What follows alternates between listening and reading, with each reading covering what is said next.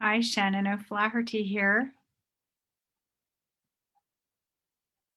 And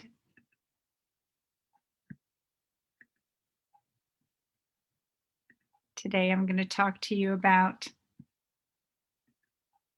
the sacral chakra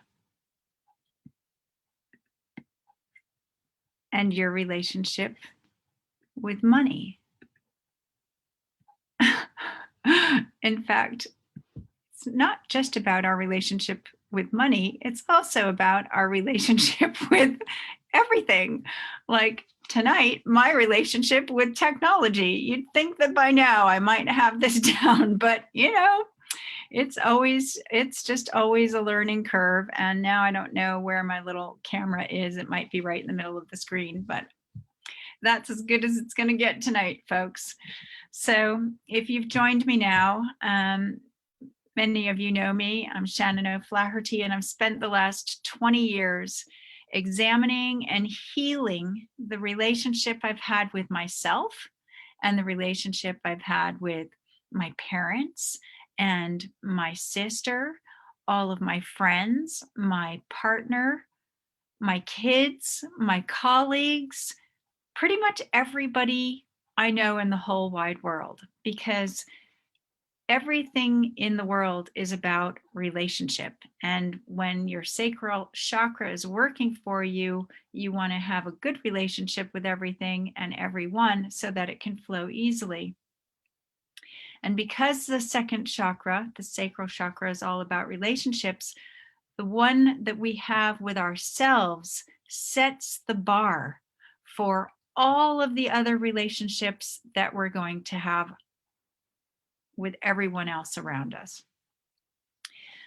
But our relationships are not just with people. They're also with our environment and the house we live in, the clothes we wear, the car we drive, our community, our culture, and of course also our finances. People tend to put a lot of weight on money, whether it makes us feel happy or sad, or whether it makes us feel good or stressed, or whether it traps us, or whether it creates opportunities. So many of our emotions are tied up with money, the energy of money. So I thought I'd just discuss this very important relationship that most of us need to find balance with. Because our chakra system is the energy system that helps to energize or deplete our energy, organs, and emotions, think about depletion of energy in relationship to your level of consciousness. Your level of consciousness has to be low or negative. In other words, filled with fear, anger, judgment, sorrow for a while before it manifests physically. So your finances will likely reflect that kind of consciousness, just as your surroundings will reflect either your lack or your abundance, just as our health will also reflect either lack of self-nurturing or our abundance of self-love. Money, just like everything else, is just energy, paper and metal that are used in exchange. Like when we inhale, air enters our lungs, and oxygen from the air moves from our lungs into our blood. And at the same time, carbon dioxide, a waste gas, moves from our blood into the lungs and is exhaled. And this process is called gas exchange and is essential to life. Pretty nice exchange, huh? It's only been this past year that people are focusing more on that natural exchange as COVID is depleting hundreds of thousands of people of that natural exchange of oxygen and carbon dioxide that everyone takes for granted every day. So What if we just had a natural exchange relationship with the energy of money? It flows in, it flows out. In exchange, we get this. In exchange, we give that. Win win. So, why all the lack? I hear lots of people saying, I'm doing the work. I understand all of this. I do. Yet they're still stuck and in a place of lack because they are still worrying about their finances and also making excuses to justify their fear. That's okay. I'm fully aware they have pixelated issues in their root and sacral chakras, regardless of how spiritual and loving they may be. I know I was one of those people. Hey, I gave up my power to a man and even went off my healing path just so he could provide all of the material wealth so that I wouldn't have to worry about it. Well, you can imagine how that turned out. I lived the wining and dining, yachting, traveling the world lifestyle, and yet I still felt empty inside because I wasn't facing my truth, my biggest fears, my lack. This is why people who seemingly have it all are still sobbing into their pillow at night. Can you relate to this? Type empty if you haven't been able to fully enjoy your success. In other words, you haven't fully enjoyed your relationship with everything that you've created thus far. Type empty below. Let's see who's with me on this. So think about a woman giving birth, sacral chakra, right? She releases relaxin, which is a hormone that softens all of the ligaments and the placenta so that this giant baby can come out of her, right? But the relaxin doesn't just stay in the womb or the sacral chakra. It travels all throughout the circulation system, through the whole body, through the meridians, and it touches most of the organs. Certain information is firing all the time, too open or overactive, too closed or underactive. And our chakras work in the same way. The beliefs in one chakra go hand in hand with the beliefs in another. They all work together. So some chakra healers say, take it to your heart.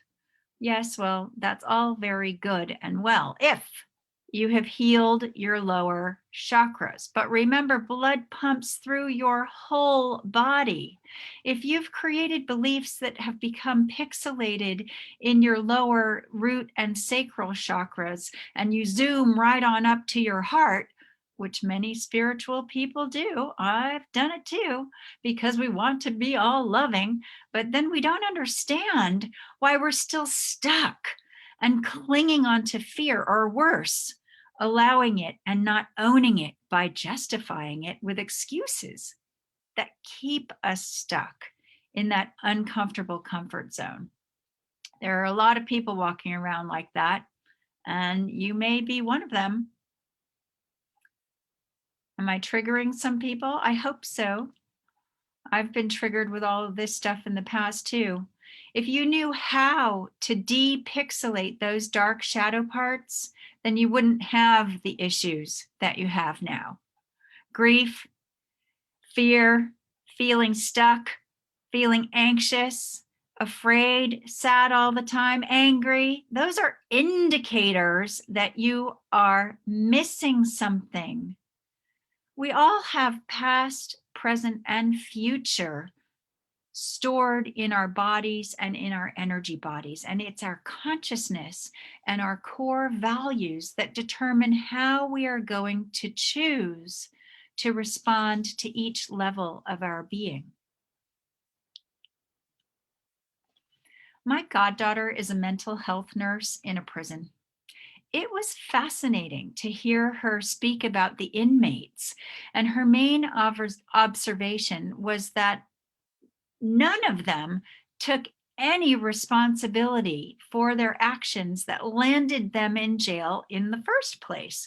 It was always someone else's fault, a bad situation, a circumstance, bad timing, because of this, because of that. You've heard all of the excuses, yeah?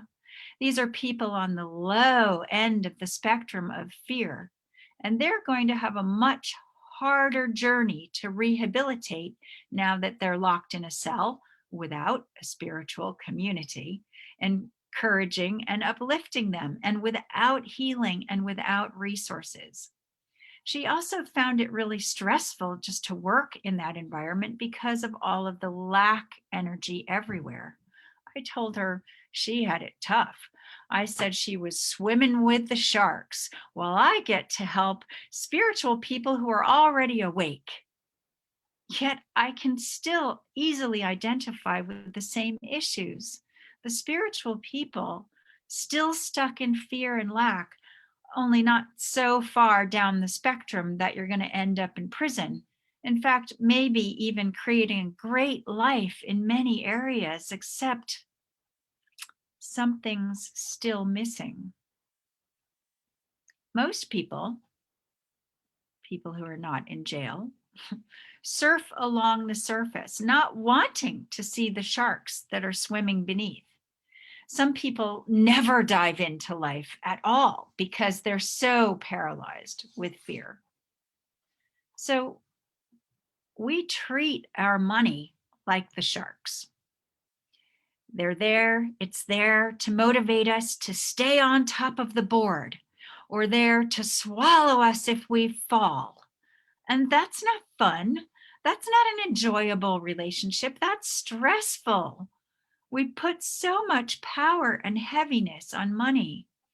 So our motivation and relationship with money becomes based on fear instead of making our money be the wave.